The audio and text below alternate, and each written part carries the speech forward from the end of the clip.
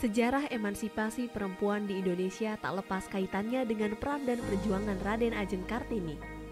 Kartini menjadi pelopor kebangkitan para perempuan Indonesia. Ia memperjuangkan hak-hak para perempuan yang selama ini keberadaannya tak dihargai dan diperlakukan tak adil. Melalui karya sastra dan gagasannya, seperti yang selalu ia katakan, jangan biarkan kegelapan kembali datang, jangan biarkan kaum wanita kembali diperlakukan semena-mena. Habis gelap, terbitlah terang. Kartini mampu mengubah keadaan para perempuan untuk mendapatkan kebebasan dan keadilan. Kartini telah menunjukkan bahwa perempuan bisa menentukan pilihan hidupnya tanpa paksaan orang tua, dan perempuan bisa meraih pendidikan setinggi-tingginya.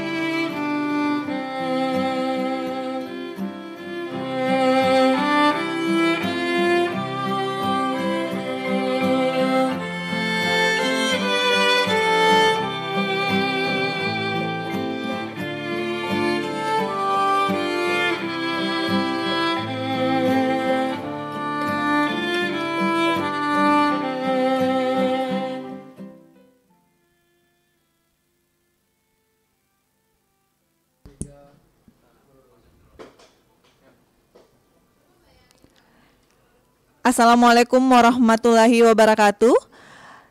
Salam sejahtera dan selamat siang. Kami ucapkan selamat datang dalam acara peringatan Hari Kartini, Kementerian Agraria dan Tata Ruang, Badan Pertanahan Nasional tahun 2022.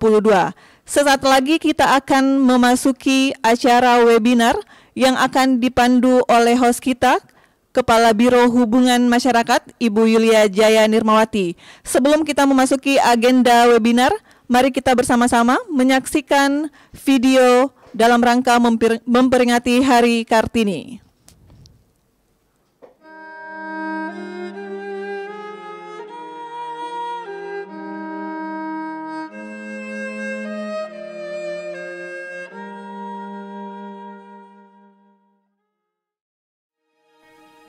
Sejarah emansipasi perempuan di Indonesia tak lepas kaitannya dengan peran dan perjuangan Raden Ajeng Kartini.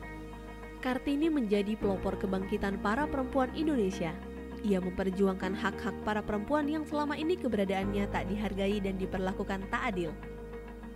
Melalui karya sastra dan gagasannya, seperti yang selalu ia katakan, jangan biarkan kegelapan kembali datang, jangan biarkan kaum wanita kembali diperlakukan semena-mena.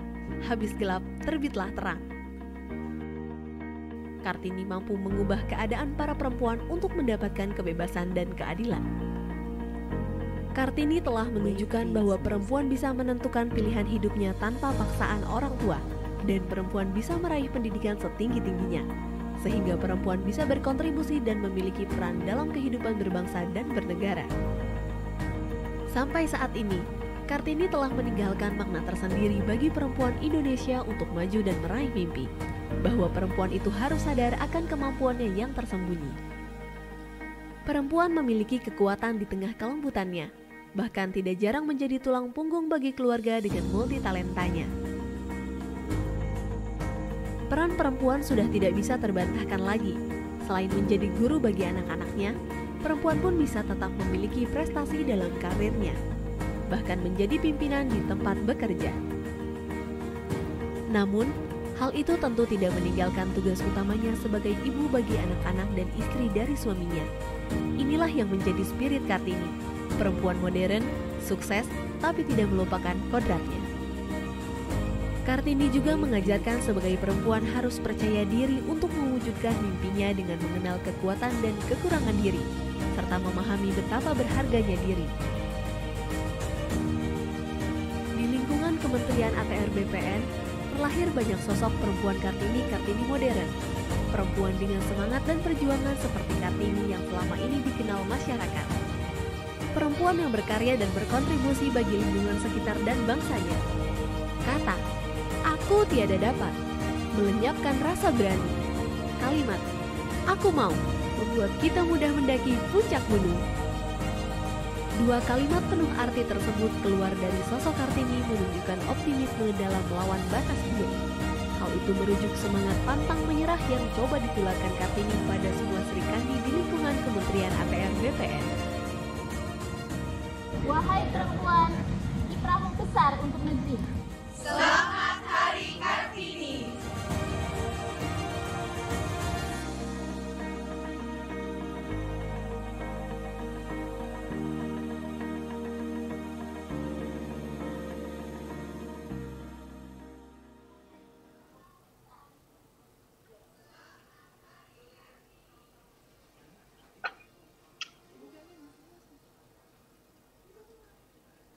Assalamualaikum warahmatullahi wabarakatuh. Selamat siang dan salam sejahtera untuk kita semua. Om Swastiastu, Namo Buddhaya, salam kebajikan. Para peserta webinar yang berbahagia, hari ini tanggal 21 April 2022, di mana peringatan Hari Kartini bertepatan dengan bulan suci Ramadan, tanpa mengurangi rasa hormat kita dalam rangka memperingati Hari Kartini. Kementerian ATR BPN menyelenggarakan webinar dengan tema perempuan dan kekuatannya yang tersembunyi. Kegiatan hari ini dilaksanakan melalui virtual dan melalui hadir langsung bertempat di ruang PTSL. Tentunya dengan narasumber kita yang sangat luar biasa, yaitu Ibu Dinariati Cokro Suprihatono MPs. Jadi nanti akan diperkenalkan secara komplit oleh moderator kita, Ibu Adriani Sukmoro. Nah, dalam kesempatan ini nanti webinar akan dimoderator oleh Ibu Adriani Sukmoro, tenaga ahli bidang manajemen sumber daya manusia Kementerian ATR BPN. Dan sebagai penanggap adalah Ibu Ari Yuriwin, tenaga ahli bidang pengadaan tanah Kementerian Agraria dan Tata Ruang Badan Pertanahan Nasional. Kami menyapa dulu kepada Ibu narasumber, Ibu moderator, dan Ibu penanggap yang hari ini hadir sangat luar biasa. Mungkin patut kami informasikan, hari ini juga Kementerian ATR BPN itu dalam rangka memperingati hari selain mengadakan webinar juga menggunakan kain, Ibu-ibu sekalian. Jadi kita ini bawahnya ini adalah kain, Ibu Din, tapi karena kita berada di Zoom, kita tidak bisa melihat secara utuh. Nah, semoga harapan kami, semoga Kementerian ATR BPN ini selalu melahirkan perempuan-perempuan tangguh dan hebat, seperti tadi kita lihat di video yang ditayangkan pada saat acara. Demikian mungkin para peserta webinar, tentunya marilah kita dengarkan bersama materi yang akan disampaikan nanti. Untuk itu waktu kami persilahkan kepada Ibu moderator, Ibu Adriani. Iya boleh Mbak, itu Mbak. Ibu kami persilahkan. Iya malam ya. Berarti kan toner 1, sabun 2, krim jerawat 1, yang 2 jam 1, sama yang aja itu ya. Ya Mbak, boleh difotoin Mbak. Iya. Kepada Ibu Adriani. Ya. Terima kasih Ibu Karohumas. Assalamualaikum warahmatullahi wabarakatuh. Selamat siang Ibu-ibu dan juga teman-teman kita perempuan yang belum menjadi ibu-ibu, dan juga mungkin beberapa bapak-bapak yang turut hadir dalam kegiatan kita siang ini ya. Salam damai sejahtera untuk kita semua. Om Swastiastu, Namo Buddhaya, dan salam kebajikan. Berbahagia sekali ya hari ini kita berkumpul di kegiatan walaupun terbatas dalam kegiatan Zoom. Kita mengadakan peringatan Hari Kartini dengan tema perempuan dan kekuatannya yang tersembunyi. Saya akan memperkenalkan narasumber kita siang ini, Ibu Dr. Randa Dina Riyati Cokro Suprihatono. Namanya panjang sekali, tetapi biasanya saya cukup memanggil beliau Ibu Dini Cokro. Jadi kita rame-rame memanggil beliau Ibu Dini aja deh ya, biar ringkas gitu ya. Nah, kita beruntung sekali bisa mendapatkan narasumber Ibu Dini yang sibuk ini karena beliau ini punya sesuatu yang yang luar biasa. Makanya kita pilih judulnya perempuan dan kekuatannya yang tersembunyi. Nah, izinkan saya memperkenalkan beliau dengan menampilkan ini dulu ya. Oh, bisakah saya di-disable untuk share screen ini, panitia? Hanya sedikit kok sebelum mulai. Ya, bisa ya. Nah, ini ibu-ibu, bapak-bapak, teman-teman, apakah ada yang pernah melihat ini ya? Pasti pernah punya uang recehan Rp2.000 ya. Nah, ini sengaja saya tutup. Siapa yang bisa nebak? Coba saya ke Ibu Yuli dulu lah, Ibu Yulia ya. Siapakah ini? Buruan Bu, dibuka dompetnya. Mudah-mudahan ada Rp2.000. Kira-kira siapa ini tokoh yang ada di uang Rp2.000 ini Bu? Ibu Karo Yulia. Pak Cokro ya? Ya, Pak Cokro, Cokro Sopo. Cokro Aminoto. Nah, ya. Husni Tamrin, Bu. Ya, itu suara siapa itu? Muhammad Husni Tamrin. Iya, Muhammad Husni Tamrin. Oke. Suara Ya. Ya. Ya, terima kasih Bu. Tolong di-mute lagi. Terima kasih, betul sekali. Beliau ini adalah Muhammad Husni Tamrin. Cokro Aminoto nanti kita tampilkan di lain kesempatan ya. Beliau ini siapa gitu? Apa hubungannya loh? Ini kita kan mau mengundang Ibu Dini Cokro begitu. Ternyata beliau ini ya, kita beruntung sekali. Ibu Dini Cokro ini adalah titisan darah langsung dari Muhammad Husni Tamrin, MH Tamrin gitu ya. Beliau adalah pahlawan nasional yang hidup tahun 1894 sampai 1941 ya. Jadi usianya singkat sebenarnya, tapi beliau diakui sebagai pahlawan nasional. Jadi ini kita punya narasumber cucu pahlawan nasional. Siapa sebenarnya Pak Muhammad Husni Tamrin ini? Beliau ini mempunyai ayah Belanda, ibunya Betawi, tapi dia menjadi tokoh Betawi yang terkenal sekali, meninggal di usia muda 46 tahun. Beliau itu namanya diabadikan sebagai pahlawan nasional ya, namanya diabadikan di Jalan Protokol Ibu Kota Jakarta. Jadi kalau dari kantor kita ke Jalan Sudirman, lalu nyambung lagi, itu Jalan MH Tamrin, akhirnya dapat Istana Negara. Jadi Jalan MH Tamrin itu diabadikan untuk menghormati jasa-jasa pahlawan nasional Muhammad Husni Tamrin. Dan beliau juga gambarnya diabadikan di pecahan uang Rp2.000. Nah, narasumber kita Ibu Dini Cokro ini juga tidak jauh dari seputar kalangan abdi negara begitu ya. Karena siapa yang bisa menebak siapakah gambar berikut ini? Oh, sudah ada namanya ya, langsung aja deh ya. Mau main tebak-tebakan nggak bisa. Nah, ini Bapak Letjen TNI Purnawirawan Cokro Pranolo ya. Bapak Letjen TNI Cokro Pranolo Purnawirawan, ada yang tahu? Ibu Ari Yuriwin deh. Beliau itu dulu siapa sih Bu? Gubernur DKI. Iya, aduh 100. Nanti ini ruangan Ibu Ari Yuriwin ini di seberang saya. Nanti tak kasih hadiah ya Bu ya. Beliau itu oh maaf ini sebentar. Ya, beliau itu adalah Gubernur DKI Jakarta ke-8. Jadi untuk generasi-generasi seperti saya, Ibu Ari Yuriwin itu tahu gitu. Mungkin teman-teman perempuan yang masih muda nggak tahu ya, udah lama nih. Beliau ini pengawal pribadi Jenderal Sudirman. Nah ini kalau nggak salah ini nih, kalau saya lihat ya mirip sekali, saya nebak-nebak. Ini sepertinya Bapak Cokro Pranolo mendampingi Jenderal Sudirman ketika masih hidup, dan beliau telah menulis buku biografi Jenderal Sudirman yang berjudul Panglima Besar TNI Jenderal Sudirman, Pemimpin Pendobrak Terakhir Penjajahan Indonesia. Baik, cukup sekian share-nya. Saya akan berbicara tentang Ibu Dini Cokro. Beliau itu sarjana psikologi seperti saya, dan beliau juga mengambil magister psikologinya di Universitas Indonesia. Jadi S1 S2-nya dari Universitas Indonesia. beliau perempuan aktif, saya tahu banget ya dari mahasiswa, beliau itu sudah bekerja. Di usia 23 tahun beliau menikah, dan di usia 23 tahun juga udah bekerja gitu, sambil tetap kuliah gitu. Beliau menjadi dosen Fakultas Psikologi Universitas Indonesia sampai pensiun di sana. Beliau juga mengajar di berbagai institusi, pernah menjabat sebagai wakil dekan Fakultas Psikologi dengan bidang berbeda-beda selama 3 periode, juga mendirikan kantor humas Universitas Indonesia dan menjadi kepalanya ya, kepala kantor humas. Dan yang saya highlight adalah di sini beliau pernah menjadi Dubes Republik Indonesia untuk Republik Ekuador di tahun 2016 sampai 2020.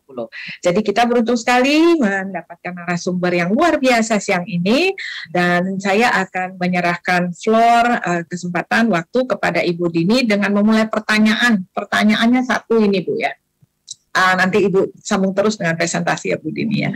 Bu Dini, wanita itu dikenal sebagai apa ya? Sering dianggap sebagai makhluk yang lemah begitu ya.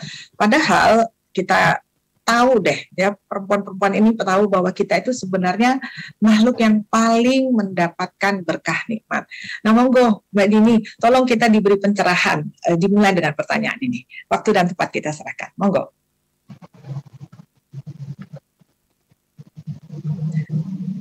Masih di mute Mbak, masih di mute Mbak. Saya boleh share screen nggak nanti ya? Saya share screen nggak? Bisa ya? Tolong ya panitia ya. Saya senang sekali ya ketemu dengan semua ibu-ibu cantik. Mungkin ada bapaknya juga ya di kantor ATR BPN. Luar biasa, ini luar biasa sekali ya, di tengah-tengah baru selesainya pandemi kita bisa ketemu, walaupun tadinya mau offline ya, tapi demi kesehatan jadi kita online. Aduh, senang banget ini. Nah, sebelumnya saya ucapkan Assalamualaikum warahmatullahi wabarakatuh.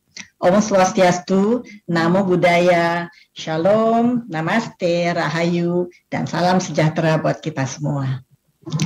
Pada yang terhormat Ibu Ari Yuliwan sebagai tenaga ahli bidang pengadaan tanah Kementerian ATR BPN, juga kepada moderator saya yang selalu menyenangkan, Bu Diani, juga ini MC-nya ya, Mbak Yulia Jaya. Hari ini saya mendapatkan kehormatan sekali untuk bisa sedikit, kita nggak bilang mengajarkan ya, tapi kita berbincang-bincang kali ya. Karena saya tahu ibu-ibu pasti punya pengalaman, betul nggak? Ya bisa jawab ya. Soalnya kita nggak ini sih ya, nggak offline. Pasti punya pengalaman, dan saya akan sedikit cerita tentang psikologi perempuan ya sebelum kita ngobrol lebih lanjut, karena Ibu Diani minta saya juga menceritakan pengalaman-pengalaman kerja saya selama ini. Ya memang alhamdulillah dapat beberapa anugerah ya, misalnya dapat adjunct professor dari University of Queensland, Australia ya, terus dapat beberapa sertifikat dari University Erasmus Hoyes Belanda dan dari Case Western University di Amerika. Juga di Ekuador selama jadi duta besar juga mendapatkan penghargaan-penghargaan dari hasil kerja kita di situ. Nah, dan saya rasa kalau saya cerita, nah ibu-ibu juga pasti akan, oh gini ya, oh iya saya begitu. Gitu. Coba kita sambil dengar cerita saya, sambil mencoba untuk merasa dalam diri kita sendiri bagaimana itu terjadi. Saya bisa share screen ya? Bisa? Monggo Mbak.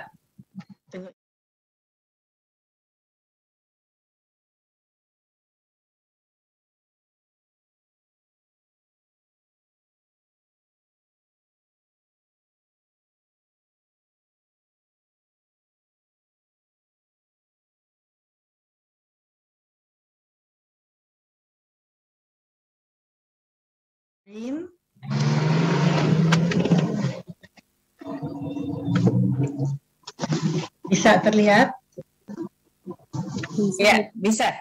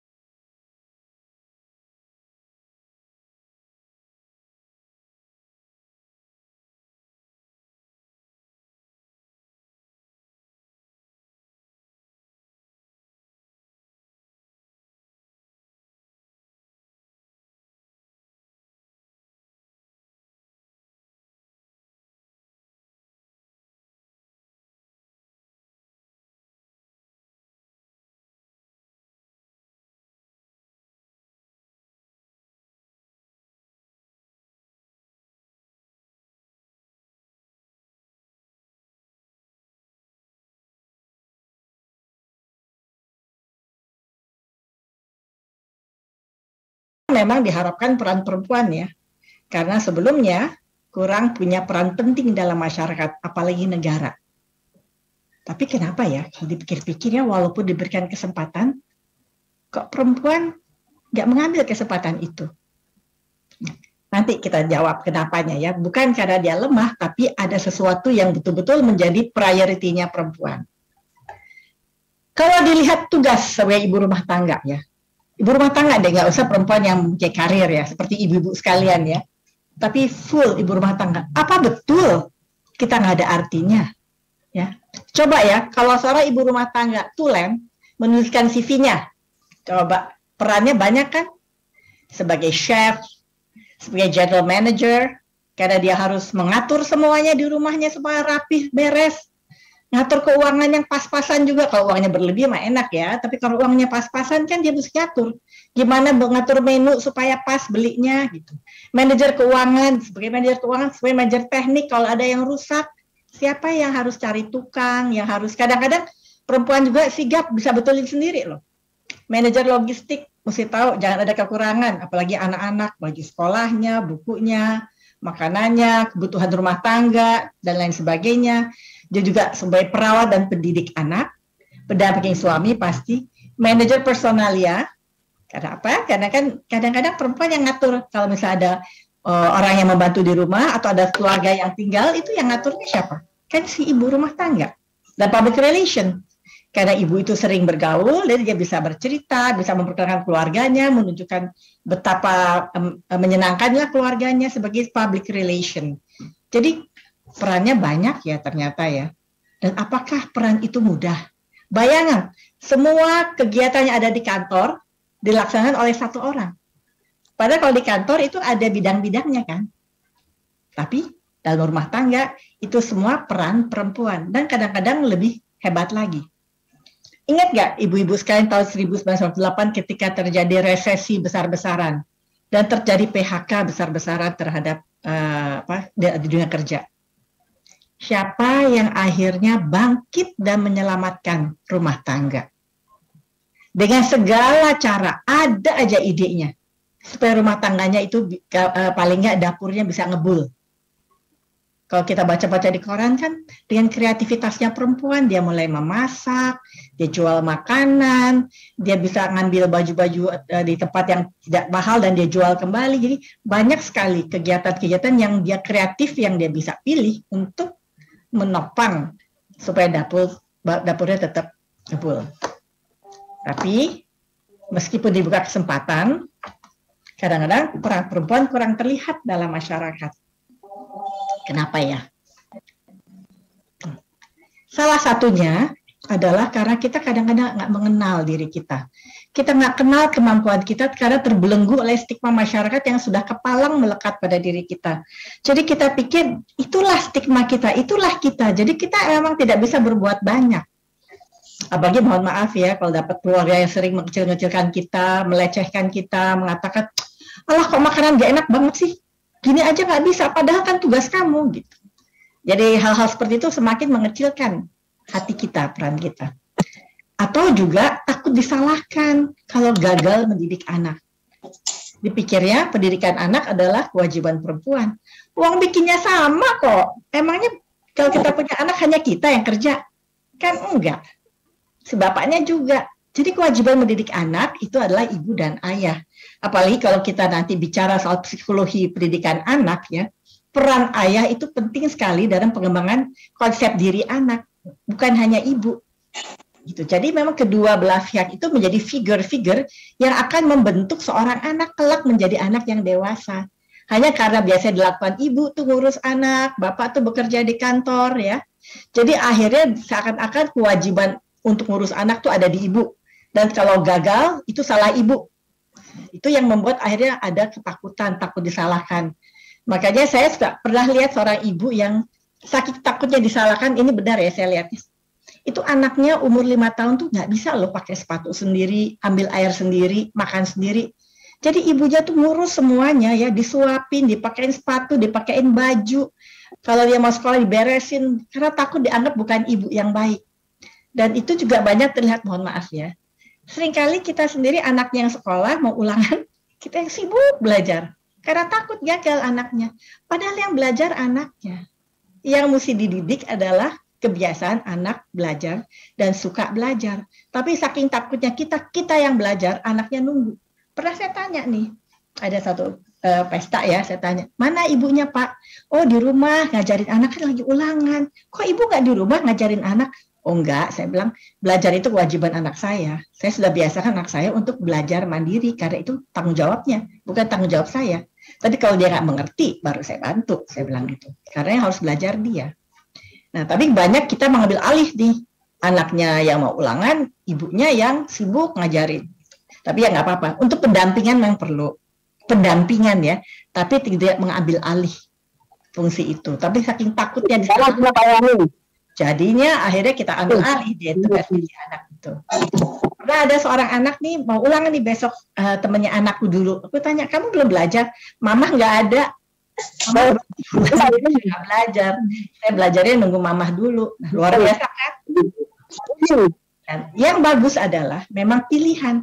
Saya memang ditawarkan macam-macam, tapi pilihan saya adalah menjadi ibu rumah tangga. Kenapa? Karena saya berkewajiban untuk membimbing anak saya kepada suatu kehidupan yang menguntungkan dirinya kelak menghadapi tantangannya. Dan ini saya lihat di generasi anak-anak saya ya, ada yang mereka punya karir, ada yang mengundurkan diri. Saya tanya, kenapa kamu mengundurkan diri? Gaji kamu besar, karir kamu bagus, pengalaman kamu bagus, tapi kamu memilih untuk menjadi ibu rumah tangga. Jawaban, ada beberapa anak-anak muda tuh saya tanya ya, teman-teman anak saya, dan di luar dugaan, saya kagum dengan jawabannya. Mereka mengatakan, Bu, zaman depan itu sangat sulit, Bu. Tantangan terhadap anak-anak itu berat, nggak seperti zaman saya masih kecil. Jadi saya harus membimbing mereka untuk bisa menjawab tantangan. Kan di sekolah belum tentu mengerti bagaimana membimbing anak untuk suka belajar, untuk berdiskusi, untuk kreatif. Jadi saya isi di rumah. Oleh karena itu, saya lebih baik tidak bekerja, tapi saya banyak menyediakan waktu untuk anak-anak saya, supaya dia bisa siap menjadi anak-anak tangguh. Ya, ada satu paper saya mengenai anak tangguh ya, untuk menghadapi dunia masa depan ya. Jadi itu anak-anak tangguh itu memang harus diberikan suatu satu stimulan-stimulan yang khusus ya, yang kalau tidak dia lakukan di sekolah, karena tidak semua sekolah siap untuk memberikan itu orang tuanya lah yang berkewajiban untuk mendidik. Karena pendidikan utama memang adalah di rumah. Sehingga ada ibu-ibu muda yang saya lihat tuh pilihannya memang menjadi ibu rumah tangga. Bukan karena tidak mau mengambil kesempatan. Saya angkat topi, karena dia berpikir maju ke depan demi anak-anaknya. Terus dia mengatakan, nanti Bu, kan saya kan punya kemampuan. Dia bilang, kalau nanti anak saya sudah berhasil, saya bisa lagi kerja karena saya yakin pada kemampuan saya. Very good, keren tuh. Atau kadang-kadang juga kurangnya kesempatan atau dukungan karena tugas domestik rumah tangga. Misalnya dia mau punya kegiatan di luar, jangan kamu di rumah aja. Soalnya nanti siapa yang ngurus anak? Oke, jadi dia terpaksa menjadi ibu rumah tangga karena tidak mendapatkan izin atau dukungan. Atau kadang-kadang kurang menyadari dan menghargai peran yang dapat dijalankan karena kurang memahami dirinya sendiri. Jadi itu yang kadang-kadang menghambat ya. Tapi yang paling bagus nih kalau pilihannya memang ingin menjadi rumah tangga karena sesuatu yang dia sadari dan punya tujuan untuk ini. Karena dia memilih itu karena dia tahu konsekuensi dan tujuannya. This is very good, nggak jadi masalah dan akan menjadi sebuah ibu yang sangat hebat. Nah, ada penelitian seorang Perancis namanya Montagu. Dia meneliti 2004 di seluruh dunia ya, seluruh dunia, di semua benua.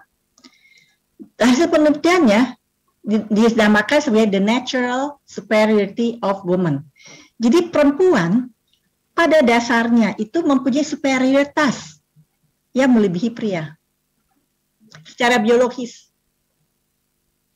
Ya, perempuan itu lebih kuat, lebih tahan banting, lebih tahan mental, dan bisa mengerjakan sesuatu sekaligus tanpa dia merasa bingung. Dia bisa ngatur-ngatur dirinya. Itu lebih tinggi dari pria, dari hasil penelitiannya.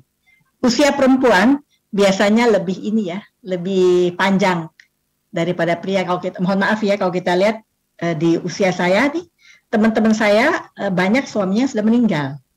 Ya karena memang usia perempuan tuh biasanya lebih panjang karena dia lebih kuat menghadapi stres. Daya tahan stresnya memang kuat dan sifatnya lebih lentur. Nah, dari hasil penelitian di rumah sakit juga katanya penderita sakit jiwa lebih banyak laki-laki daripada perempuan. Saya nggak tahu ya, itu penelitiannya Montagu ya. Tapi daya tahan terhadap penyakit perempuan itu lebih kuat dari pria. Soal kecerdasan sama. Jadi tidak dikatakan bahwa pria itu lebih cerdas dari perempuan atau perempuan lebih cerdas dari pria. Nah, dari penelitian ini, Montagu mengatakan bahwa perempuan sebenarnya ada makhluk yang luar biasa, superiornya. Dia bisa melakukan apapun kalau dia mau dan dia tahu. Itu perempuan.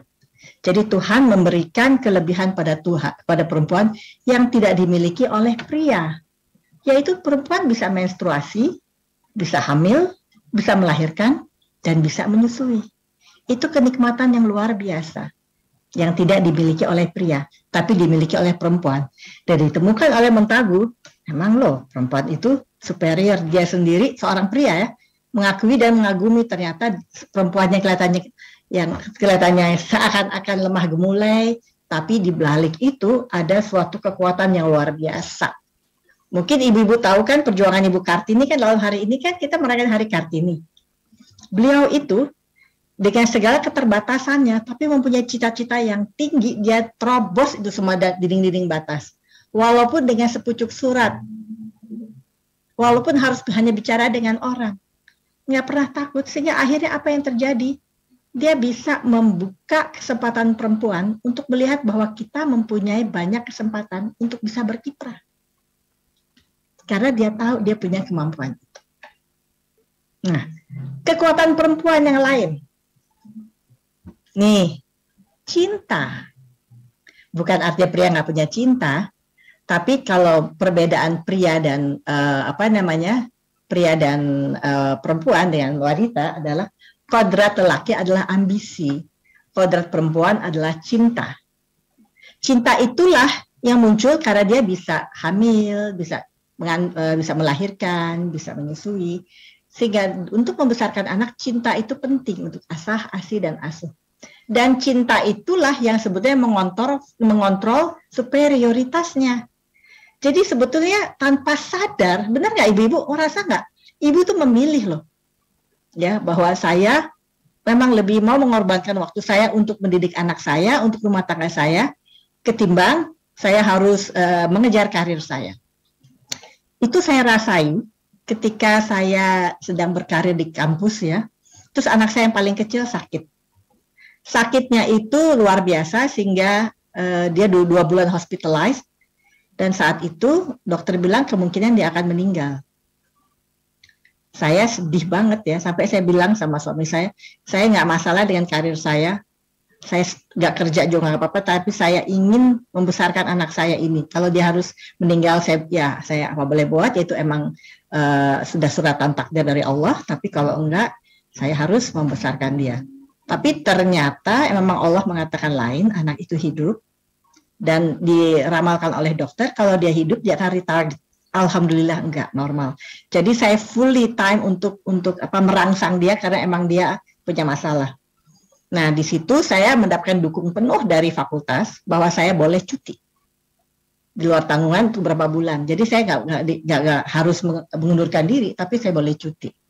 Nah, di situ saya memang sediakan waktu untuk bayi saya itu yang alhamdulillah akhirnya tumbuh normal, dan saya kembali lagi dengan aktivitas saya. Jadi cinta itu kadang-kadang kita rela berkorban. Dan itu mengontrol superioritas kita. Tapi cinta itu juga kekuatan. Ya enggak? Coba kalau ibu, para pahlawan kita kan, dia cinta pada kemerdekaan. Dia cinta ingin membebaskan rakyat dari belenggu penjajahan. Karena cintanya itulah dia bisa mempunyai tenaga dan kekuatan dan superioritas yang dimiliki justru untuk punya kekuatan untuk bisa melawan. Kayak Ibu Kartini, dia punya kekuatan melawan. Malahayati yang pahlawan Aceh jadi komandan yang luar biasa, dia bisa memimpin. Sekarang pun kita lihat menteri-menteri kita, coba posisi-posisi yang luar biasa dipegang oleh menteri-menteri perempuan ya, yang tadinya semuanya laki, kayak menteri keuangan perempuan, dan hebat sekali kiprahnya. Menteri Luar Negeri sampai 2 kali kepilih, perempuan juga. Padahal biasanya diplomasi itu dikenal untuk wilayah laki-laki ya. Menteri Kehutanan, bayangin, Menteri Kehutanan seorang perempuan dan lingkungan. Jadi kita lihat banyak tugas-tugas yang misalnya dilakukan oleh lelaki sekarang bisa di take over oleh perempuan. Dan saya lihat Presiden Jokowi akhirnya lama-lama lebih senang mengangkat kepala BUMN, BUMN-nya itu perempuan di belakangan ini saya baca ya. Jadi apa? Karena mungkin perempuan kalau dia cinta, dia all out kerja. Dia ingin membuktikan bahwa dia bisa. Dia ingin membuktikan bahwa dia bisa berhasil. Dan dia ingin membuktikan bahwa dia bekerja dengan baik, all out, tanpa pamrih. Saya rasa mungkin itu dirasakan juga oleh ibu-ibu ya. Ada nggak perasaan itu? Saya yakin pasti ada. Apa yang membuat ibu-ibu punya keinginan itu dan bisa mempunyai semangat besar itu? Karena satu, ibu-ibu mempunyai superioritas, yang mohon maaf ya kaum pria itu adalah melebihi para pria. Kedua, mempunyai cinta. Cinta ini bermain bisa mengontrol superioritasnya sehingga dia betul-betul bisa memainkan perannya misalnya sebagai pengasuh anak, pendamping suami, tapi dia dengan cintanya itu dia bisa all out ingin menunjukkan kecintaannya pada negara, pada institusi di mana dia bekerja untuk berbuat sebaik mungkin. Dan dia tidak berpikir yang neko-neko. Ini mungkin Mbak Diani ingat ya, pernah di fakultas itu pimpinannya perempuan semua ya. Dekannya Bu Yati, wakil dekannya saya, Bu Meiti, terus Bu Nuki, sekretaris fakultasnya, direktur juga perempuan, hanya satu prianya waktu itu sebagai kemahasiswaan. Itu fakultas pada saat itu hitting the spotlight. Luar biasa kepemimpinan perempuan pada saat itu hitting the spotlight dan kita kompaknya luar biasa. Pada saat itulah banyak masa kejayaan fakultas bisa dicapai. Walaupun sebelumnya juga udah mulai naik dan diteruskan oleh pimpinan-pimpinan perempuan. Jadi ternyata perempuan itu luar biasa loh. Kalau memang kesempatan yang diberikan padanya akan dia ambil. Jadi kadang-kadang kesempatan diberikan nggak diambil. Karena apa? Karena cintanya lebih kepada saya ingin ngurus rumah tangga. Jadi nggak selalu bahwa perempuan nggak dapat kesempatan, tapi lebih banyak juga sekarang ini memang tidak diambil. Kayak ini ya, Perdana Menteri New Zealand itu luar biasa hebatnya. Dia bisa mengambil keputusan-keputusan yang sangat taktis ya. Sehingga ketika New Zealand terkena COVID, dia termasuk yang paling sedikit dampaknya, tetapi ekonominya bisa bertahan. Dia perempuan dan dia sangat dikenal sekarang. Sementara kodrat laki-laki adalah ambisi. Bedanya apa coba nih? Bedanya, jadi ibu-ibu jangan membandingkan karena emang nggak bisa dibandingkan. Buat seorang perempuan karena dia cinta, dia kodratnya adalah cinta, dia akan berpikir gini. Kalau suaminya ulang tahun, mungkin 6 bulan sebelumnya dia udah pikir kita bikin apa ya buat suami kita? Yuk kita bikin surprise yuk, ngajak anak-anaknya untuk melakukan sesuatu kegiatan yang menyenangkan, surprise. Udah mikirnya jauh-jauh. Mungkin baru suaminya ulang tahun, udah mikir lagi buat tahun depannya ya. Mungkin ya. Tapi kalau pria karena kodratnya ambisi, dia kadang-kadang nggak terlalu peduli dengan ulang tahun keluarganya dan juga istrinya. Suka lupa gitu, mesti kita ingetin. Tapi dia lebih ingat ulang tahun bosnya kali. Karena itu adalah kodratnya. Jadi tugas kita mempiarkan diri kita, bentar lagi saya ulang tahun loh. Kamu udah punya rencana nggak? Sebenarnya kita ngingetin dia, jangan lupa. Kalau lupa kan sedih juga loh. Pada hari-hari diemin gitu ya. Apalagi kalau dia lagi head over heels dengan kerjaannya. Jadi itu menjadi sesuatu yang bisa menjadi perbedaan ya antara laki dan perempuan.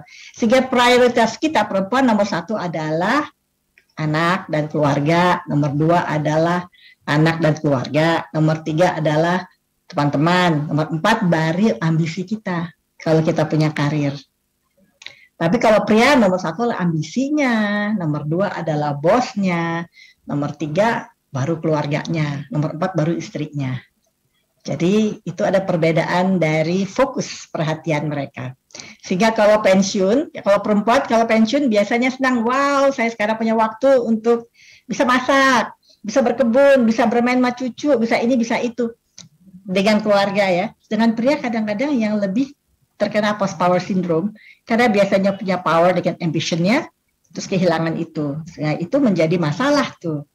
Sehingga perempuan ini kalau psikologinya ya, kalau sudah pensiun itu lelaki menjadi lebih perempuan karena dia menjadi tergantung banget karena kehilangan powernya, perempuan menjadi lebih maskulin pada saat itu.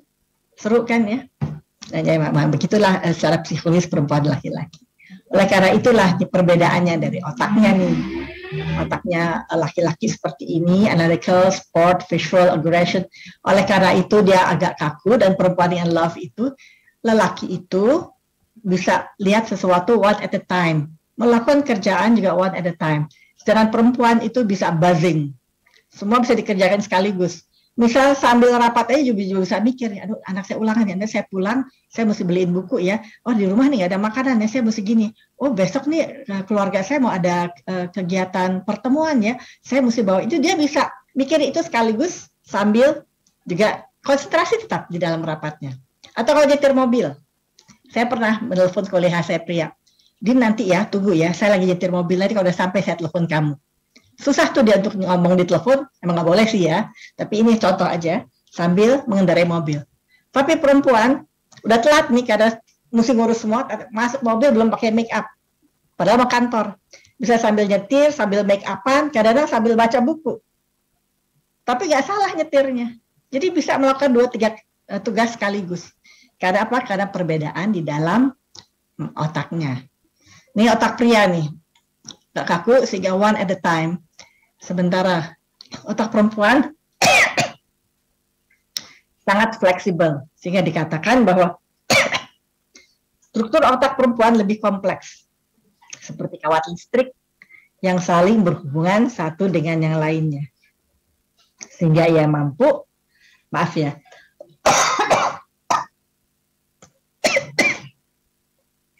mengingat banyak hal sekaligus, peduli pada banyak hal, dan pikirannya selalu bekerja. Menjalankan multiperan tanpa menggagalkan salah satu. Menjalankan banyak fungsinya. Maaf.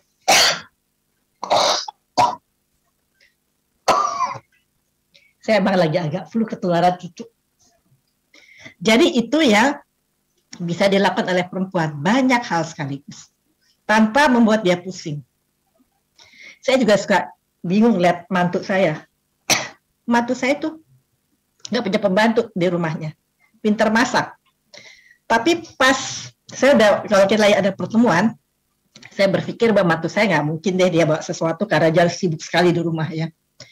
Saya kaget dia datang, dia bawa salad, dan dia bikin sendiri, dan dia cantik sekali, dia dandan rapi, dengan pakai kuteks yang nggak bocel-bocel. Sampai saya mikir, bagaimana caranya dia ya ngatur waktu antara mengerjakan kerjaan rumah tangga seluruhnya dan tetap bisa tampil keren dengan membawa sesuatu. Dia ketawa-ketawa karena emang dia bisa bagi waktu, karena otaknya emang membuat perempuan itu bisa melakukan sekaligus segala rupa sekalian. Kayak ibu-ibu juga kan, walaupun ibu kerja, pasti udah mikirin nih sahur nanti apa, buka puasanya bagaimana. Dan kalau harus entertain orang atau harus buka puasa di tempat, pasti berpikir saya mesti bawa apa. Jadi semua dilakukan, tapi semuanya beres. Nggak ada yang ketinggalan. Saya yakin itu, Bu. Betul nggak, Bu? Bu jawab sendiri ya, karena kita nggak bertanya jawab.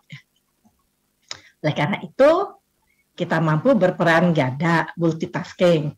Dengan adanya cinta atau love, perempuan memiliki kemampuan untuk nurturing, menjembatani, memiliki empathy, mempunyai holistic approach, pendekatan yang holistik, dan fokus sekali menangani hal yang kecil-kecil, titik-titik. Makanya sekarang kerjaan-kerjaan komputer tuh banyak diminta perempuan karena titik-titiknya itu loh dia. Banyak sekali pilihan kegiatan yang berhasil perempuan laksanakan. Dan dengan bermitra bersama perempuan akan membuat tim kerja ya, maksudnya bukan bersama perempuan, ya, mohon maaf ya, bersama kaum pria akan membentuk tim kerja yang simbiose mutualistik. Jadi kalau perempuan dan pria, seperti halnya suami istri, itu ada plus minusnya, ada kelebihan dan kekurangan. Bekerja sama itu justru saling menguatkan. Dan perempuan banyak yang mampu menjadi leader. Cintanya itu kalau perempuan jadi leader, itu dia bisa care sama anak buahnya. Ya kan? Jadi, kalaupun dikatakan kadang-kadang keputusannya emosional, tapi kan kita punya staff yang bisa memberikan juga masukan-masukan pada kita untuk bisa menjadi bahan pertimbangan. Tapi perempuan-perempuan yang keluar dari superioritas, nature-nya dia, dia bisa berpikir sebagai laki-laki. Ini ada satu percobaan ya terhadap teroris perempuan, teroris laki. Mana yang lebih galak? Kalau perempuan jadi teroris, dia udah meniadakan cintanya kan. Dia keluar dari cintanya. Akhirnya karena punya superior itu, dia lebih superior dari laki, lebih galak, lebih kejam, lebih punya ide-ide yang aneh-aneh. Karena dia udah keluar dari cintanya yang membatasi superioritasnya itu. Jadi di situ kita lihat bahwa memang perempuan punya kekuatan yang luar biasa. Nah, berkaca pada perjuangan Kartini nih, karena kita lagi merayakan Hari Kartini ya. Pasti ibu-ibu udah baca dong ya. Surat-suratnya beliau itu luar biasa. Dan mampu berbuat banyak dengan segala keterbatasan. Pada saat itu kan perempuan ningrat, nggak boleh keluar dari keraton, nggak boleh sekolah juga terbatas. Dan lain sebagainya. Kalau juga menikah juga dijodohin gitu, walaupun dia nggak suka, tapi dia masih mengikuti aturan-aturan, tapi dia tidak melanggar aturan, tapi dia punya kemampuan bagaimana caranya dia bisa mengatasi keterbatasannya dengan menggunakan semua resource atau sumber yang dimilikinya. Antusias dan percaya diri. Jangan lupa, ini ada perannya Kartono loh, kakak beliau, yang pandai sekali dan lebih banyak tinggal di Eropa, sehingga sering memberikan banyak masukan kepada Ibu Kartini. Itu kan banyak masukan, itu kan sebenarnya kesempatan ya, diberikan buku, diberikan bacaan, diberikan majalah-majalah yang membuat Ibu Kartini merasa hebat ya, bisa begini gitu. Gimana ya perempuan Indonesia bisa begitu? Ada dua, ada yang melihat itu sebagai kesempatan belajar dan punya cita-cita, ada yang cuma menikmati aja, oh iya begitu, atau don't care at all. Itu kan pilihan hidup ya. Nah, Ibu Kartini memilih untuk fight karena melihat kita ingin harus bisa juga perempuan-perempuan itu setara dengan laki-laki seperti halnya di Eropa. Nah, seperti teman saya nih yang dosen di UQ ya, dia bilang nih, sekarang nih perempuan nih kalau misalnya melahirkan, itu dia dapat cuti dan masuk setelah anaknya setahun. Selama ini bekerja dari rumah. Dan suami harus menolong 50-50. Nah, itu satu peraturan yang terjadi, sehingga akhirnya nggak boleh suaminya itu menyerahkan semua ke istrinya. Jadi itu adalah sesuatu pembagian yang sangat baik yang saya lihat ya.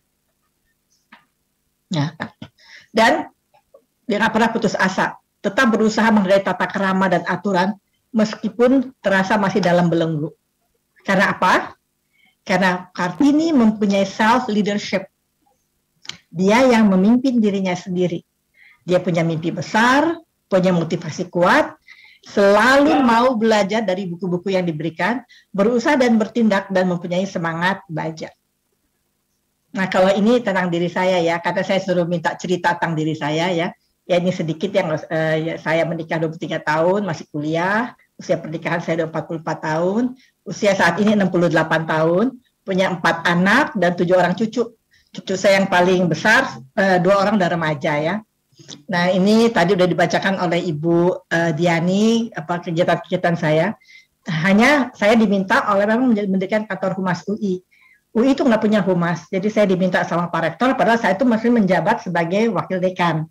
Wakil dekan gak lucu, waktu saya diangkat jadi wakil dekan, saya ditanyakan oleh Pak Sarlito wakil dekan, kamu mau wakil dekan yang mana? Bapak menyuruh saya wakil dekan yang mana?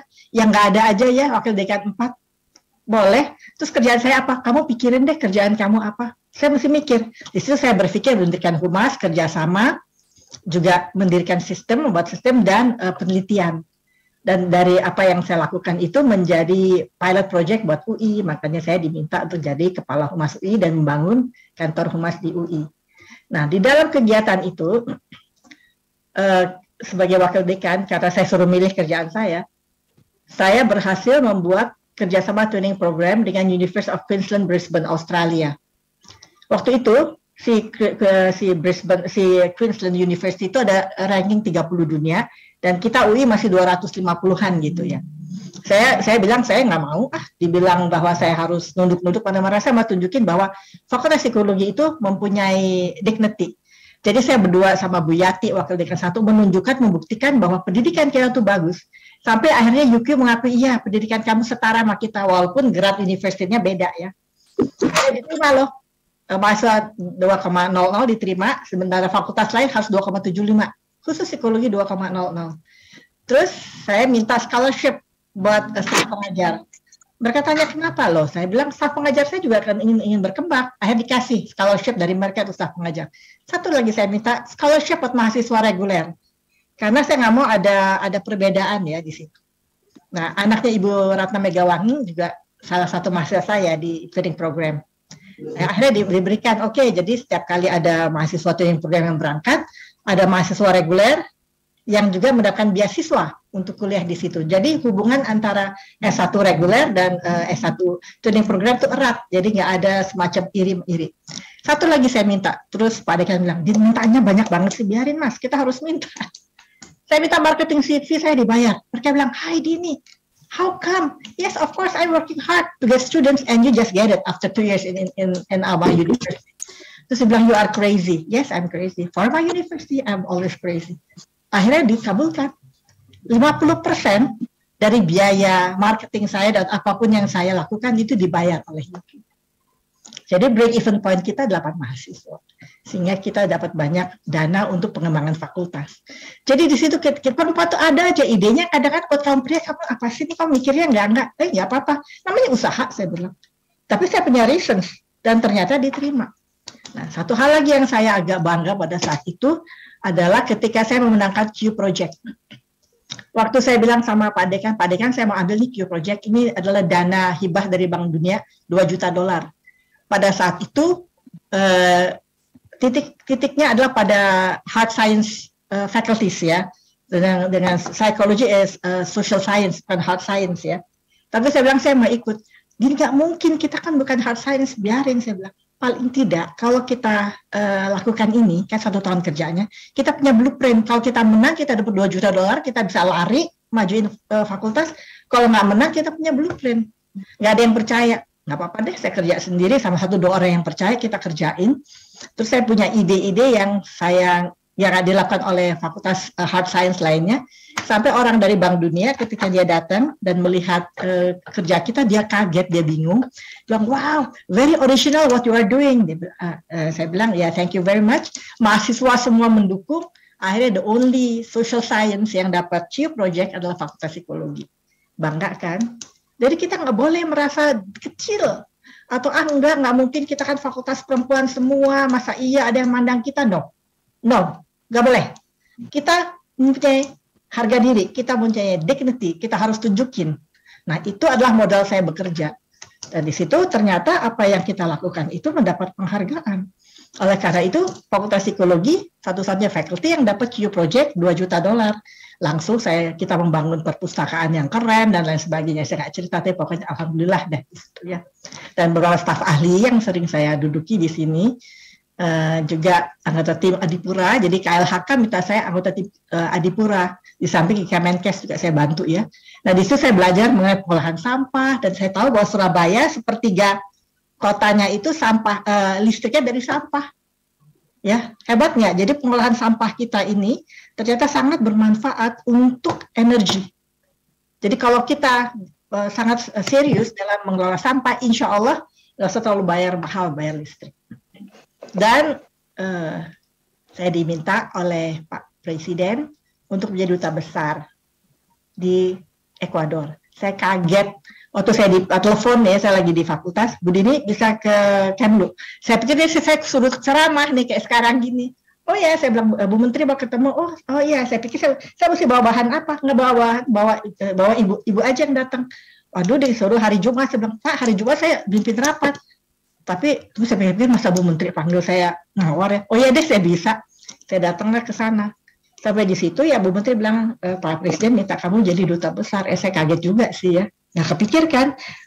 Saya kan nggak tahu kenapa saya jadi duta besar, karena saya kan bukan dekan, bukannya rektor, bukannya apa-apa ya, tapi rupanya banyak rekomendasi melihat saya kerja. Dan Ekuador adalah satu negara yang kedutaannya baru dibuka, tetapi pada saat itu nggak ada prestasinya, dianggap oleh Kemlu sebagai underdog. Jadi saya diterjunin sana untuk babat hutan. Dengan catatan, kalau saya berhasil, kedutaan kita akan tetap dibuka, tapi kalau nggak akan ditutup. At the end, salah satunya at the end, Ekuador panggil saya waktu saya mau pulang, dia bilang, Madam Ambassador, saya sangat menghargai kerja Anda luar biasa. kita harus menutup 10 kedutaan kita di dunia. Dan kedutaannya nggak banyak, karena duta besar yang ada di Ekuador cuma 40 kedutaan. Harus kita tutup karena COVID. Nah, ketika di Asia cuma ada Malaysia dan Indonesia di ASEAN ya, ada Malaysia dan Indonesia. Yang mana kita harus tutup, tapi kita semua memutuskan yang Malaysia kita tutup, Indonesia kita pertahankan. Tetaplah kerjaan saya sebagai penceramah. Ini salah satu cerita nih, waktu saya dapat ajang profesor dari University of Queensland karena kerja saya di sana mengembangkan training program. Nah, penghargaan lain, saya juga ngajar di Seskoal, sehingga dapat satu beasiswa dari Seskoal, dan ada yang lain-lainnya penghargaan dari presiden maupun dari universitas lain. Kembalilah kita pada, ya di sini perempuan itu bisa berperan, itu kesuksesannya tergantung pada pilihannya dia, karena kodratnya cinta kasih dan kesempatan dan dukungan. Jadi saya pikir nggak ada masalah loh perempuan yang punya kesempatan untuk memilih sebetulnya. Namun tantangan yang mesti dihadapi adalah mampu kita menempatkan diri, jangan merasa minder. Karena kita mempunyai ketangguhan yang luar biasa, yang kita harus cari di diri kita. Kemampuan kita apa saja? Banyak sekali di sini. Kita mesti mengenal diri kita sendiri, jangan terlalu terbelenggu pada stigma-stigma dari luar. Dan ingat aja, ibu rumah tangga aja kan tugasnya banyak. Yang bisa, kita mampu mengerjakannya. Itu berarti kelebihan kita. Dan kita bisa memiliki peran, tanpa membuat satu peran itu tidak berjalan dengan baik. Kita juga adalah makhluk yang berani mengambil risiko. Ya, pada saat dibutuhkan, bisa perempuan tampil, muncul, dan berhasil. Dan kita harus mampu menghadapi stereotip gender dikaitkan pada kita. Dan ternyata, perempuan ini sangat penting. Perkembangan industri, kalau Ibu lihat sekarang dengan perkembangan industri, dengan metaverse, ya, dengan adanya semuanya serba digital, siapa yang punya banyak kesempatan tuh perempuan loh untuk bekerja. Kita lihat di masa COVID ini, banyak perempuan yang berjualan online ya, dan berhasil. Dan itu loh yang saya kagum, itu makanan-makanan yang ditawarkan itu. Jadi kalau kita makanan aja ya, ditawarkan itu bisa bervariasi, dan enak-enak, dan nggak kepikir bahwa itu adalah idenya. Yang dia bisa bikin makanan yang diramu demikian rupa, sehingga membuat kita menjadi wow, jadi akhirnya berhasil lah. Peran wanita dalam pembangunan masyarakat sangat dibutuhkan, terutama sebagai pendidik tunas bangsa. Jadi walaupun demikian, tetap karena kita punya cinta dan care, itulah yang membuat kita diminta untuk menjadi pendidik tunas bangsa. Apalagi sekarang kita lihat tantangan di depan itu sangat berat. Kita nggak boleh meninggalkan budaya kita, tapi kita harus didik anak kita menjadi a future leader. Minimal self leadership. Leader buat dirinya sendiri yang nggak cepat putus asa, yang bisa bangkit dari keterpurukan. Karena tantangan itu berkali-kali lipat daripada yang kita hadapi sekarang. Nah, peran kita lah untuk ini, dan kita bisa melakukan ini. Dengan perkembangan dunia digital, diberi kesempatan bagi peran perempuan untuk mendukung ekonomi keluarga, tadi sudah cerita. Pemerintah juga memberikan kesempatan yang sangat baik dalam pemerintahan, legislatif, profesi, dan lain-lain ya. Jadi kayak DPR itu untuk legislatif kan 30% ya diminta dari perempuan untuk masuk. Cuman karena sistemnya yang terlalu menyenangkan buat perempuan-perempuan yang barangkali punya ID, ya, sehingga akhirnya mereka sering nggak kepilih. Yang kepilih kadang-kadang ya barangkali yang punya kelebihan nih kali gitu ya. Fasilitas pendukung domestik sekarang udah sangat dimudahkan, semuanya udah serba digital, serba mudah, serba masinal ya, sehingga kita juga nggak usah ngulek lagi ya. Kayak saya mau bikin apa aja, beli ke pasar Mesik, minta bumbu yang udah kayak bilang rendang sekilo. Kalau dulu kan kita mesti ngulek ya, sekarang lebih mudah, semua lebih cepat. Belum lagi bumbu-bumbu yang udah jadi juga banyak ya, membuat kerjaan kita lebih cepat. Apalagi sekarang ada Gojek, ada Grab, ada macam-macam gitu ya, yang kita bisa pesen yang nggak usah pergi-pergi, tinggal dianterin aja. Kita mau seharian berkiprah, tahu di rumah tuh ada semuanya melalui si GoGo itu ya, bisa kita pesan ya. Bantuan ekonomi keluarga berikan peluang bagi wanita untuk menjadi breadwinner, terutama COVID. Dan ingat bahwa suami itu adalah kepala rumah tangga. Sehingga komunikasi dengan suami itu dan dukungan suami akan membuat peran ganda pasti akan berperan. Oleh karena itu, para perempuan, ayo percaya diri, tunjukkan peran aktif dalam kegiatan yang digeluti, tapi tetap menghargai pasangan. Kita bisa bermain peran gitu, bisa sekali berkomunikasi dengan baik, ya, tanpa harus sok-sokan tuh bisa. Kita mempunyai cinta, itu loh yang sangat kuat. Komunikatif dan bijaksana dalam bersikap. Suami adalah kepala rumah tangga, dukungan dan pengertian suami sangat penting. Punya skala prioritas dalam melaksanakan tugas kita. Kita punya energi dan kemampuan berpikir dan pandangan yang luas sehingga kita bisa punya prioritas dan melakukan itu dengan baik. Dapat membagi waktu dan energi, satu langkah akan sangat bermakna. Nah, sedikit ya dampak positif apa ya kalau ibu punya kegiatan luar negeri, di luar negeri. Mampu menunjukkan eksistensi diri kita sebagai manusia. Jadi karena kita mempunyai kelebihan-kelebihan yang kita miliki, dengan adanya kiprah kita seperti ibu-ibu sekalian yang sekalian ini, ada 500 orang yang semua itu dari kementerian ini atau RBPN, itu kan karena memilih untuk punya peran. Dan tunjukkanlah eksistensi diri kita. Bekerjalah dengan baik, tampilkan bahwa perempuan itu bisa diandalkan. Cuti melahirkan doesn't mean anything. Tetap prestasi bisa dijalankan. Lebih hidup, bisa lebih sedikit menunjukkan keluhan fisik karena kita senang kan. Sebetulnya itu bekerja di luar dan pulang ke rumah itu suatu variasi dalam hidup ya. Sehingga kesulitan di rumah itu kita bisa senyum karena kita bahagia dengan di luar gitu. Jadinya itu sesuatu yang membuat kita menjadi sedikit keluhan fisik. Dan waktu tersedia banyak menunjukkan pengertian hubungan yang enak, dan dengan adanya digital di mana kita bisa berhubungan dan lebih sering itu biasanya kita komunikasi kita nggak terputus dan kita bisa tahu ya apa yang anak-anak inginkan dan tanyakan. Anak-anak biasanya lebih mandiri dan bertanggung jawab, dan pada umumnya kita merawat penampilan kita. Jadi walaupun kita sudah berusia tapi kita mau kelihatan komprot kan, kita tetap mau kelihatan cantik, merawat diri, tetap kelihatan segar. Nah itu kan kebahagiaan diri kita sebagai perempuan. Dan nanti saya cerita sebagai duta besar keuntungan saya perempuan, dan kita bisa membagi waktu. Ya dampak negatifnya kadang-kadang pada saat dibutuhkan kita lagi nggak ada, bahwa tidak semua kebutuhan anggota keluarga bisa kita penuhi dengan maksimal, dan kadang-kadang lelah juga. Misalnya kita mesti di luar rumah, kebetulan pas kerjaan tugasnya berat banget itu, sampai di rumah pengen istirahat, jadi ketika harus mengerjakan tugas rumah tangga kita kadang tunggu dulu deh, tapi untuk ada Gojek ya bisa pesen-pesen aja, jadi lebih tenang deh.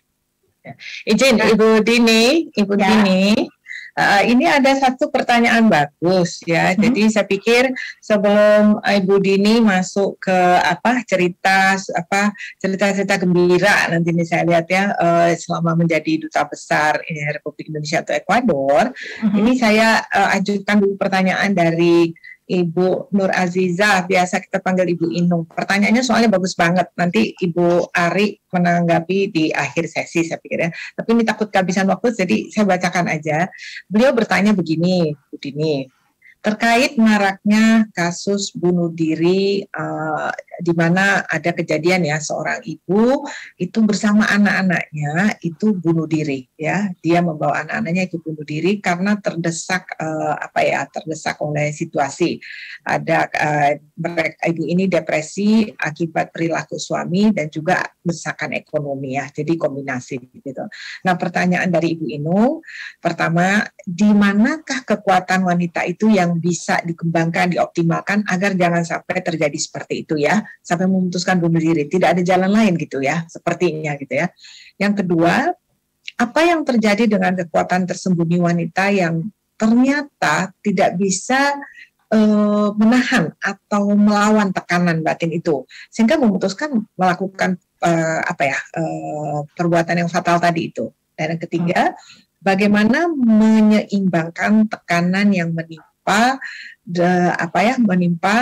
dengan kekuatan untuk menghalau ya. Jadi seputar itu tadi, bunuh diri, membawa anak-anaknya ikut bunuh diri, sementara perempuan mempunyai kekuatan tersembunyi. Nah, bagaimana ini untuk menguatkan kekuatan itu agar tidak terjadi kejadian seperti ini? Monggo, Ibu Dini. Ya, terima kasih, pertanyaan luar biasa nih ya, Bu Aziza ya.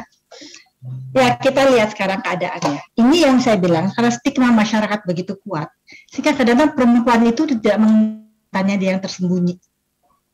Dia nggak, walaupun dia udah bertahan ya, dia bertahan sedemikian rupa untuk menahan, tapi karena ada kekuatan tekanan ekonomi, juga adanya tekanan dari suami yang luar biasa, dan stigma itu terus menimpa dirinya, ada batasnya kan. Dan perempuan itu pasti pendidikannya kurang, sehingga dia nggak tahu dia punya kekuatan.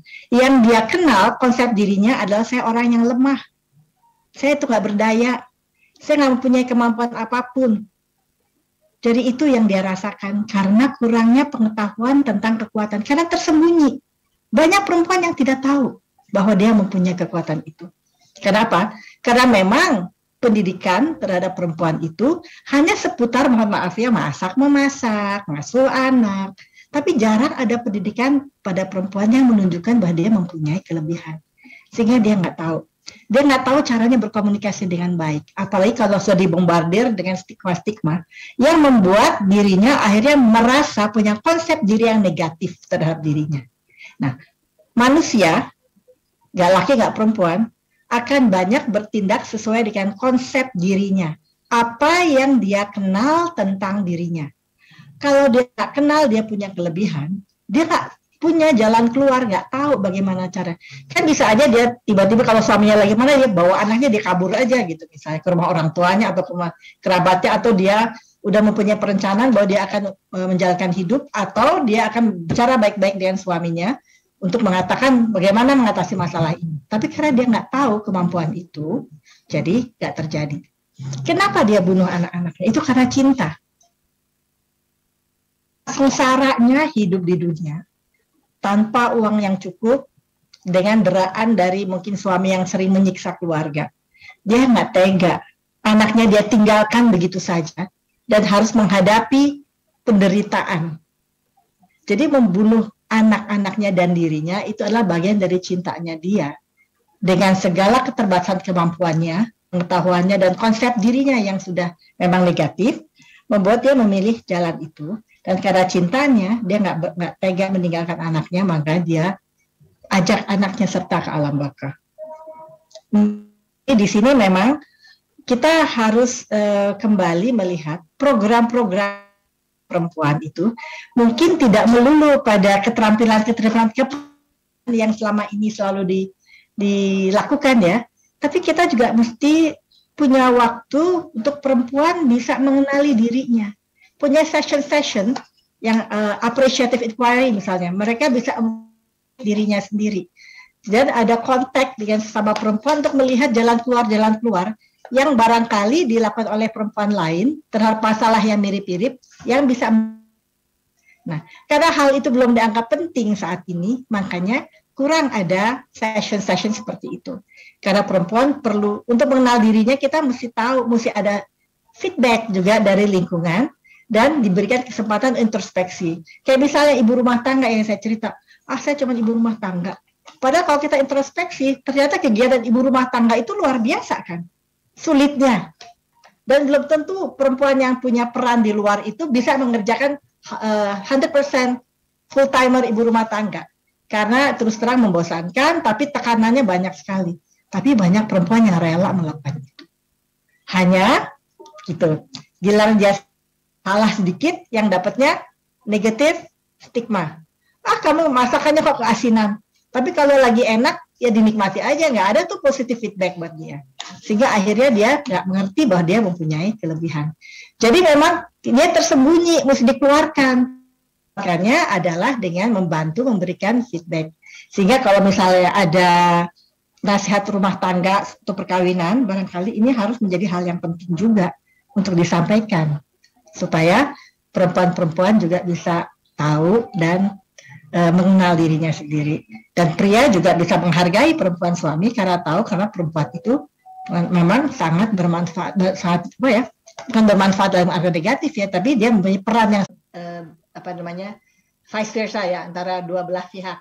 Di sini adalah kerjasama antara Espol dengan Lebigas, pembuatan laboratorium minyak yang tersertifikasi. Jadi ini banyak, dan ini adalah kerjasama antara PTDI dengan perusahaan importir dari suku cadang dan pesawat-pesawat CASA di Ekuador. Jadi alhamdulillah ya sudah banyak kemajuannya sehingga saya mendapatkan Prima Duta Award nih dari Presiden melalui Menteri Perdagangan karena berhasil memajukan perdagangan di situ, terutama mobil Toyota kita tuh makin banyak diimpor dari Indonesia. Toyota Fortuner yang paling laku, Toyota Rush sama Toyota Innova dengan spare parts-nya. Jadi akhirnya perdagangan kita naik pesat. Jadi saya dapat Prima Duta Award dari Presiden dan saya serahkan kepada Toyota di sana sebagai capaian yang mereka peroleh. Ya.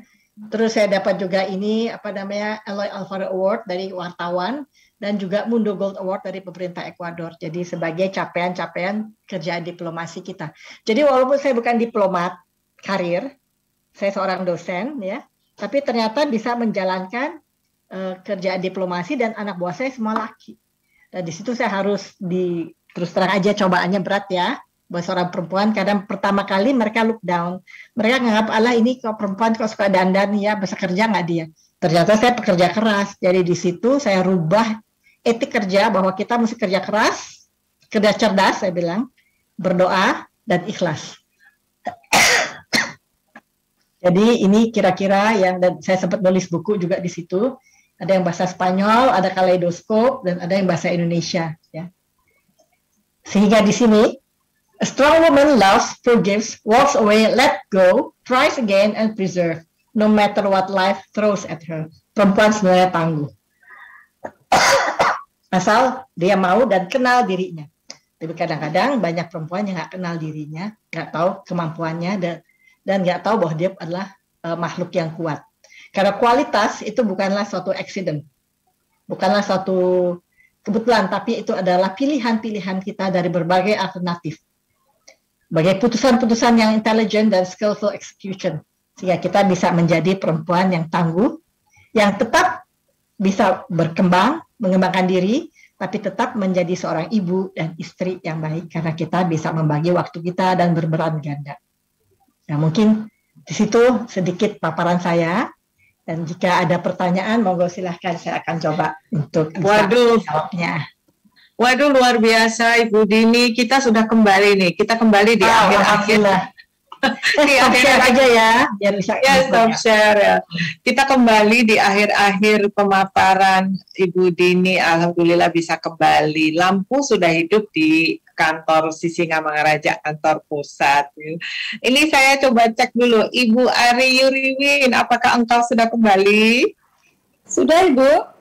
Waduh, ya Ibu Dini, kita sekarang mau dengar nih penanggap kita, Ibu Aryu Riwin. Beliau tenaga ahli Menteri Bidang Pengadaan Tanah. Beliau tuh ada segudang pertanyaan. Nanti peserta lainnya kalau ada pertanyaan monggo. Silakan Ibu Ari. Baik, terima kasih Bu Andiani. Salam kenal Bu Dini Cokro, luar biasa. Salam kenal Bu. Pengalamannya yang luar biasa dan memotivasi teman-teman di ATR BPN untuk melakukan perubahan gitu ya. Nah, karena ini dalam rangka Hari Kartini dan tadi berkaca pada perjuangan Kartini, di mana dengan semua keterbatasan kondisi pada saat itu, Kartini memiliki self leadership ya. Nah, tentunya inilah yang perlu kita ambil hikmahnya dengan kondisi saat ini di mana kita sebagai orang tua ya, di mana kita sebagai orang tua ini menghadapi tantangan ke depan yang masa depan yang penuh dengan tantangan ya, di mana generasi milenial anak-anak kita ini kan sudah melalui kondisi sekarang sudah keterbukaan, ada digitalisasi, kemudian juga segala aktivitas pergaulan bebas untuk remaja-remaja kita. Nah, untuk apa yang harus kita lakukan, Ibu, ya, supaya anak-anak kita itu mempunyai self leadership, ya, karena tadi disampaikan oleh Ibu, karena ketakutan kita sebagai orang tua, sebagai ibu, takut kalau tidak memberikan kasih sayang, sehingga memfasilitasilah semua kebutuhan anak itu sehingga anak itu menjadi ketergantungan. Nah, bagaimana kita sebagai orang tua dan juga pilihan kita sebagai wanita ASN ya. Nah, ini bagaimana kita menghadapi tantangan ke depan terhadap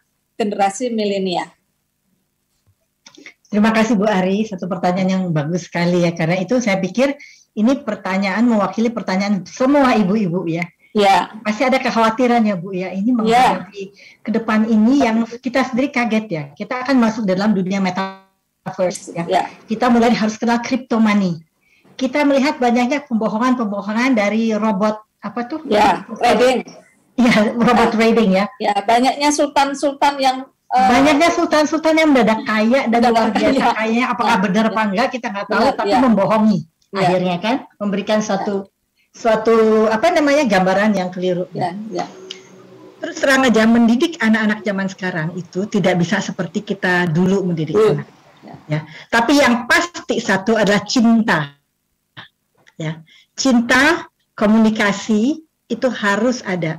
Pendidikan moral dan religi itu harus ada. Tetapi yang benar ya, bukannya mohon maaf ya, bukannya yang apa namanya agak membuat perpecahan gitu ya. Itu harus ada kita. Itu nomor satu. Karena kita harus menciptakan generasi tangguh. Ini adalah teori saya ya, karena saya kan menjadi ini juga apa namanya menjadi what you call it ya, staf ahlinya Kemenkes lah kadang-kadang ya untuk generasi 2045. Dan saya mengatakan kita harus menciptakan anak-anak Indonesia yang tangguh. Sehingga 2045 itu bisa tercipta generasi emas. Apa tuh tangguh? Anak-anak yang punya tujuan hidup. Dia tahu dia tuh mau ngapain. Dari kecil dia ngerti dia tujuannya apa buat belajar. Kenapa dia mesti melakukan ini. Kenapa dia memilih itu. Dan lain sebagainya. Percaya diri. Yang toleran. Toleransi itu penting ya, karena itu akan mengembangkan kebinekaan kita. Karena kita adalah negara dengan 700 kebudayaan. Etnisnya kita banyak sekali. Kalau kita nggak mengembangkan toleransi, kita akan terpecah belah. Apa kita mau Indonesia pecah-pecah? Nggak jadi NKRI lagi. Saya rasa nggak mau dong ya. Kita ingin tetap mempertahankan NKRI karena sangat bahagia hidup di Indonesia. Sebetulnya. Dibandingkan di tempat lain ya. Indonesia itu sangat membahagiakan kalau kita sendiri memang bisa hidup dengan penuh toleransi. Agama dan religiusitas juga tetap harus ditanamkan, ya, tangguh yang A-nya, N-nya, nurani harus kita kembangkan, moral dan punya karakter yang kuat. Jadi anak-anak mesti punya karakter kuat, gotong royong, kerjasama dan networking. Dari G1, G2 tetap jadi anak yang gembira, sehat, matang emosi, dan punya sosial motorik yang sehat, unggul. Nah, unggul, ini yang saya akan memberikan sedikit gambaran bahwa kadang-kadang kita belajar untuk dapat angka. Jadi dipaksa anak belajar. Seharusnya yang sekarang dididik adalah anak suka belajar. Belajar itu menyenangkan. Suka belajar. Ya, jadi kita bisa menjadi anak yang kritis, anak yang kreatif, yang mengenal teknologi dan mau bertanya.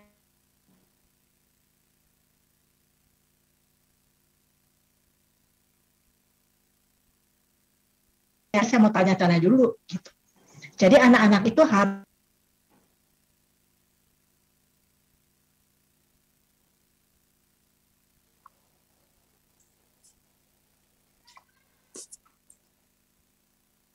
hilang ya Bu ya? Hilang suaranya ya? Hilang. Iya, Ibu Dininya hilang ya? Gantian Budi kelihatannya di Jakarta Barat sekarang mati karena Ibu Ari sih telepon PLN. Kalau nggak hidup kita Bu. Iya. Jadi mungkin kita lihat apa? Oh iya, beliau bilang beliau hilang. Ya, jadi begini, kita isi Ibu Karo Humas dan Ibu tenaga ahli Ibu Ari Yuriwin. Karena waktu juga sudah mulai pukul 16, mungkin kita bisa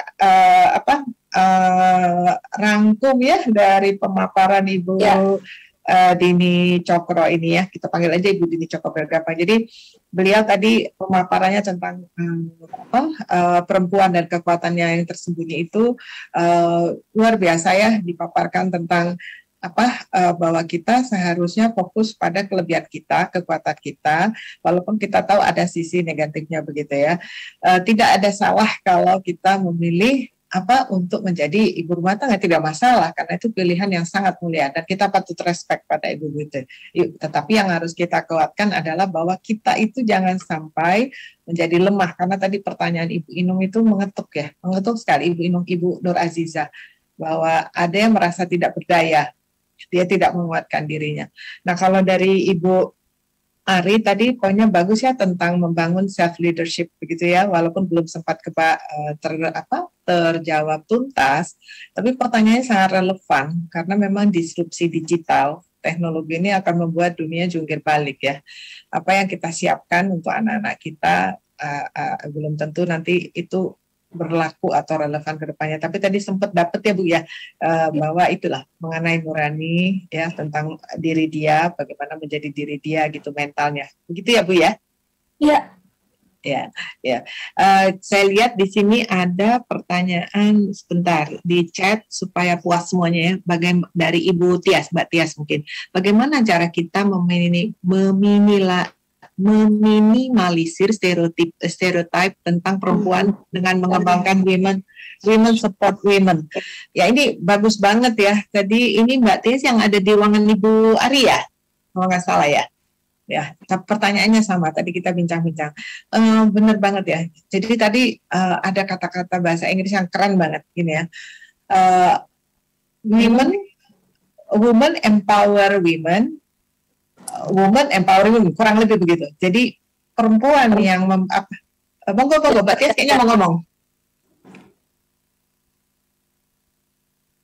Ya, bagaimana kita memberdayakan sesama perempuan ini, bagaimana saling memberdayakan, kurang lebih begitu. Jadi kita bantu perempuan-perempuan lain itu yang ada di lingkungan kita maupun di tempat kerja kita maupun di lingkungan kita. Jangan sampai perempuan mematikan perempuan, gitulah ya. Jadi harus saling membantu. Dan ada tadi fenomena yang dari saya pernah bertanya beberapa orang, kenapa ketika saya mengadakan survei kecil-kecilan, saya tanya kepada pekerja-pekerja pria, lebih memilih mana? Bos perempuan atau bos laki-laki? Jawabannya bos laki-laki. Oke, bisa saja berpikir karena dia laki-laki. Tapi ketika saya bertanya kepada pegawai-pegawai perempuan, milih bos laki apa bos perempuan? Jawabannya sama, milih bos laki-laki. Dan itu bukan hanya 1-2, banyak ya. Jadi ini saya tidak akan menjawab karena bukan saya narasumbernya, tapi untuk jadi bahan pemikiran kita sebelum saya kembalikan ke Ibu Karohumas, bahwa ada stereotip mungkin dari perempuan. Kalau bos perempuan tuh gimana gitu ya, jadi agak ditakuti. Nah, jadi satu, harusnya perempuan membantu sesama perempuan, saling memberdayakan. Yang kedua, bagaimana kita menjadi bos perempuan yang diharapkan, disukai. Ya, seperti misalnya Bu Ari ya, saya mau jadi anak buahnya Bu Ari. Ya. Baik. Ya, baiklah ibu-ibu, teman-teman Sri Kandi dan bapak-bapak yang kalau ada di sini, terima kasih atas waktunya. Saya kembalikan acara kita ini ke Ibu Karohumas host kita. Monggo Ibu Yulia. Masih di mute. Baik Ibu Adriani, selaku moderator. Materi hari ini sungguh luar biasa. Sayang sekali tadi ada insiden lampu mati, kebetulan genset yang ada juga nggak dapat digunakan. Sehingga kalau kita lihat tadi jumlah peserta yang 500 lebih langsung drop menjadi 200-an. Ini menandakan hampir 350-an itu pesertanya dari kementerian. Ibu-ibu yang berbahagia, tentunya yang dapat saya lihat tadi yang membuat hati kita sebagai wanita begitu senang dan berbahagia, ternyata struktur otak kita yang perempuan ini lebih kompleks, tetapi dengan kompleksnya struktur otak kita ini menjadikan kita adalah wanita yang mempunyai peran ganda, multitasking, punya cinta, dan mampu menjadi sebuah leader, menjadi leader ya tentunya. Sangat luar biasa, dan itu adalah kesenangan kita sebagai wanita, bagaimana kita akan memilih kita menjadi apa. Pilihan ada di kita, tadi disampaikan oleh Ibu Din. Tentunya harapan kita semoga Kementerian ATR BPN ini selalu nanti dapat melahirkan perempuan-perempuan tangguh dan perempuan hebat. Tentunya sudah ada beberapa contoh. Salah satunya adalah penanggap kita Ibu Ari, Ibu Adriani adalah orang-orang yang sangat luar biasa. Dan mudah-mudahan nanti kita dapat mengikuti jejaknya beliau-beliau ini, sehingga kita juga akan menjadi wanita-wanita yang tentunya bermanfaat bagi nusa dan bangsa. Saya rasa demikian, Ibu. Tentunya terima kasih kepada Ibu Dini yang mungkin sudah live ya, karena mungkin satu dan lain hal. Terima kasih kepada Ibu Adriani Sukmoro yang sudah menjadi moderator yang sangat luar biasa, dan kepada Ibu Ari Yuriwin sebagai penanggap kita hari ini. Tentunya terima kasih kepada seluruh peserta webinar yang sudah berada di ruangan Zoom ini. Dan kita tadinya live YouTube, tapi karena tadi mati, jadi live YouTube-nya itu terhenti dengan otomatis. Kurang lebihnya kami mohon maaf. Wabillahi taufik wal hidayah. Wassalamualaikum warahmatullahi wabarakatuh. Salam. Waalaikumsalam. Terima kasih kami ucapkan kepada seluruh peserta yang telah bergabung melalui Zoom meeting dan juga yang bergabung melalui YouTube Kementerian ATR BPN. Sekali lagi terima kasih kepada narasumber, moderator, penanggap, dan juga kepada Kepala Biro Hubungan Masyarakat yang telah memandu acara peringatan Hari Kartini tahun 2022. Sekali lagi kami ucapkan selamat Hari Kartini untuk seluruh perempuan di Indonesia. Wabillahi taufiq wal hidayah. Wassalamualaikum warahmatullahi wabarakatuh dan selamat sore.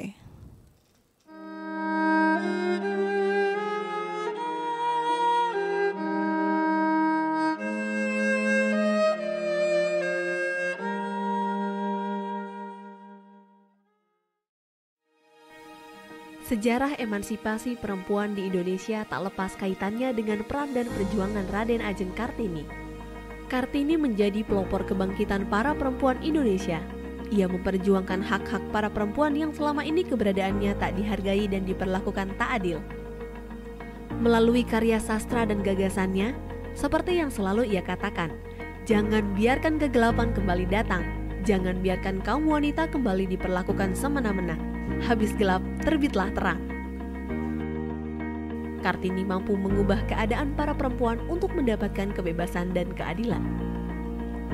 Kartini telah menunjukkan bahwa perempuan bisa menentukan pilihan hidupnya tanpa paksaan orang tua, dan perempuan bisa meraih pendidikan setinggi-tingginya, sehingga perempuan bisa berkontribusi dan memiliki peran dalam kehidupan berbangsa dan bernegara. Sampai saat ini, Kartini telah meninggalkan makna tersendiri bagi perempuan Indonesia untuk maju dan meraih mimpi, bahwa perempuan itu harus sadar akan kemampuannya yang tersembunyi. Perempuan memiliki kekuatan di tengah kelembutannya, bahkan tidak jarang menjadi tulang punggung bagi keluarga dengan multitalentanya.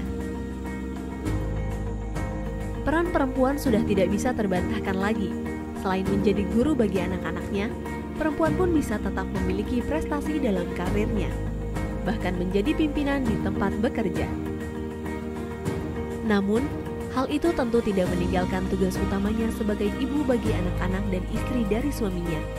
Inilah yang menjadi spirit Kartini, perempuan modern, sukses, tapi tidak melupakan kodratnya.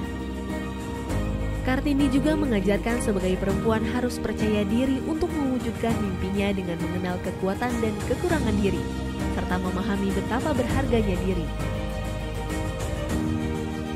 Di lingkungan Kementerian ATR BPN, terlahir banyak sosok perempuan Kartini modern, perempuan dengan semangat dan perjuangan seperti Kartini yang selama ini dikenal masyarakat. Perempuan yang berkarya dan berkontribusi bagi lingkungan sekitar dan bangsanya. Kata, "Aku tiada dapat," melenyapkan rasa berani. kalimat "Aku mau" membuat kita mudah mendaki puncak gunung. Dua kalimat penuh arti tersebut keluar dari sosok Kartini menunjukkan optimisme dalam melawan batas hidup. Hal itu merujuk semangat pantang menyerah yang coba ditularkan Kartini pada semua serikandi di lingkungan Kementerian ATR BPN. Wahai perempuan, kiprahmu besar untuk negeri. Selamat